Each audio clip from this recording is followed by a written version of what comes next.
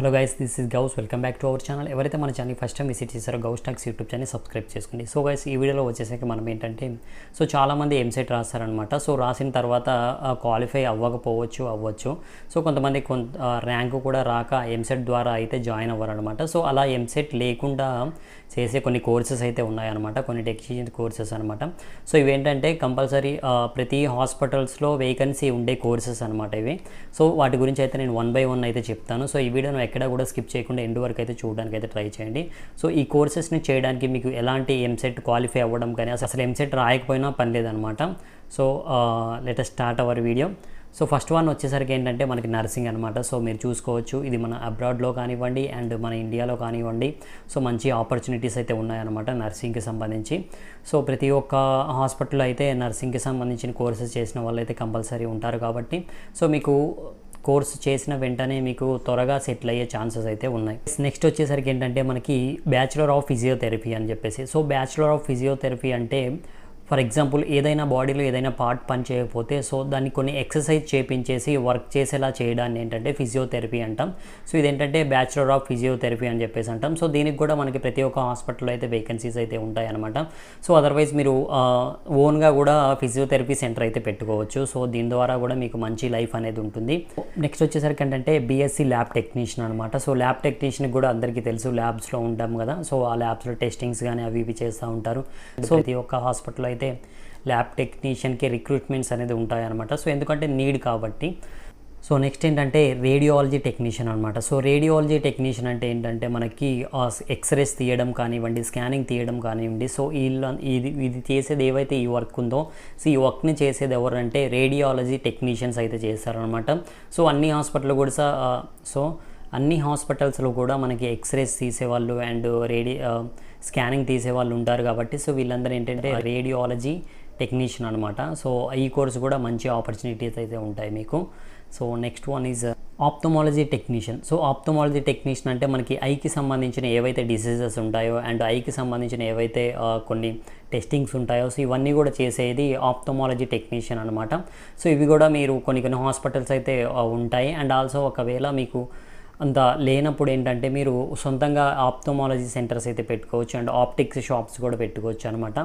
So అలా మీరు త్వరగా సెటిల్ అయ్యే ఛాన్సెస్ అయితే ఉన్నాయి. So next one so anaesthesia technician అని చెప్పేసి. సో అందరికీ తెలుసు మనకి ఆపరేషన్స్ చేసే ముందు ఎనస్థీసియాని ఇస్తారనమాట. సో దానికోసం అయితే డాక్టర్స్ అయితే ఇవ్వరు, దానికి సపరేట్ టెక్నీషియన్స్ అంటే ఉంటారనమాట. సో ఎనస్థీసియా టెక్నీషియన్ అని చెప్పేసి అంటాం.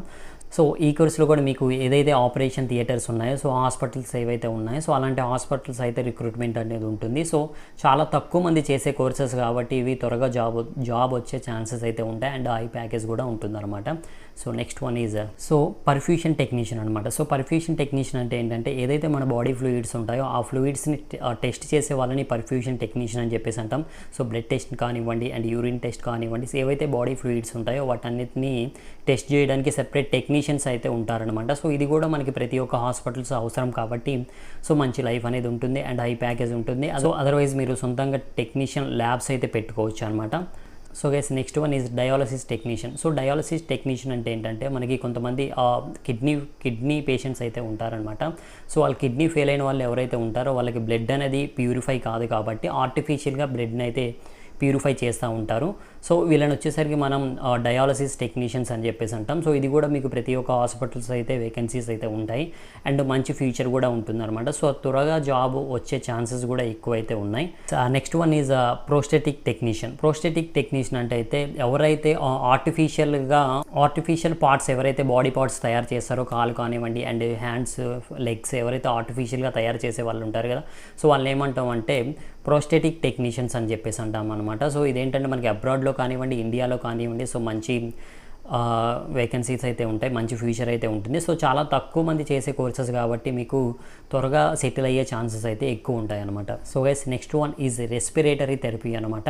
సో ఎవరైతే ఐసీయూలో ఉంటారో వాళ్ళ యొక్క రెస్పిరేటరీ సిస్టమ్ ఎలా పనిచేస్తుంది ఏంటి అని చెప్పేసి అయితే తెలుసుకోవడానికి అయితే వీళ్ళు ఉంటారనమాట. సో ఆపరేషన్ థియేటర్లో చూడొచ్చు. సో డాక్టర్ కాకుండా పక్కన టెక్నీషియన్స్ అయితే చాలామంది అయితే ఉంటారనమాట. సో వాళ్ళందరూ ఆపరేషన్ చేయరనమాట, ఒక్కొక్కరు వాళ్ళ పని చేసుకుంటారు. సో ఒకళ్ళు వచ్చేసరికి బాడీ ఫ్లూయిడ్స్ చెక్ చేయడం కానీ, కొంతమంది వచ్చేసరికి రెస్పిరేటరీ సిస్టమ్ చెక్ చేయడానికి, కొంతమంది వచ్చేసరికి సో ఆపరేషన్ చేయడానికి సో ఇలా ఉంటారనమాట. సో ఐసీయూ ఉన్న ప్రతి ఒక్క హాస్పిటల్లో కూడా మీకు రెస్పిరేటరీ థెరపీకి సంబంధించిన కోర్స్ ఉన్న వాళ్ళైతే తీసుకోవడానికి అయితే ఛాన్సెస్ ఎక్కువ ఉంటాయి అండ్ వేకెన్సీస్ కూడా బాగానే ఉంటాయి. సో ప్యాకేజ్ కూడా బాగానే ఉంటుందన్నమాట.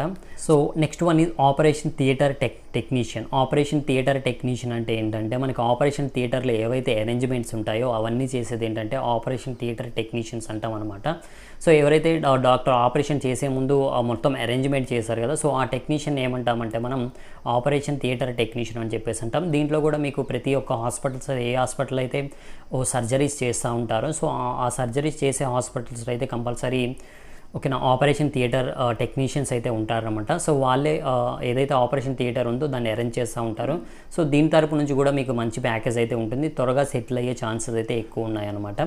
సో నెక్స్ట్ వన్ ఏంటంటే స్పీచ్ అండ్ ఆడియో థెరపీ అని చెప్పేసి. సో ఎవరైతే చాలామంది మాట్లాడని వాళ్ళు ఉంటారో సో వాళ్ళ యొక్క వోకల్ కార్డ్స్ ఏవైతే ఉన్నాయో దాన్ని ప్రాక్టీస్ చేయించే వాళ్ళని ఏమంటామంటే స్పీచ్ అండ్ ఆడియో థెరపిస్ట్ అని చెప్పేసి అంటామన్నమాట. సో దీనికి కూడా మనకి మంచి వేకెన్సీస్ అయితే ఉంటాయి అండ్ సో ఈ కోర్సులో కూడా మీకు మంచి ఛాన్సెస్ అయితే ఉంటాయన్నమాట. సో నేను ఏవైతే ఇప్పుడు చెప్పిన కోర్సెస్ ఏవైతే ఉన్నాయో అవన్నీ కూడా మీకు చేయడానికి అయితే ఎంసెట్ ర్యాంక్ అయితే అవసరం లేదనమాట. సో బైపీసీ ద్వారా అయితే మీరు ఈ అన్ని కోర్సెస్ అయితే చేయొచ్చు. సో అన్ని ఇవి చెప్పిన కోర్సెస్ అన్నీ కూడా ఒకే కాలేజీలో అయితే ఉండడానికి అయితే ఛాన్స్ అయితే లేదనమాట. సో ఒక్కొక్క కోర్స్ వచ్చేసరికి డిఫరెంట్ ఆఫ్ కాలేజెస్లో ఉంటాయి. సో అవన్నీ కూడా మనం సెర్చ్ చేసుకొని వెతికి మంచి కాలేజ్ ఏవైతే ఉన్నాయో దాంట్లోకి వెళ్ళేసి జాయిన్ అవ్వాల్సి ఉంటుంది. సో గైస్ ఇదనమాట. ఈ వీడియో మీకు నచ్చినైతే లైక్ చేయండి, షేర్ చేయండి అండ్ ఎవరైతే మీ ఫ్రెండ్స్ ఉన్నారో వాళ్ళందరికీ కూడా షేర్ చేయడానికి ట్రై చేయండి. All the best guys.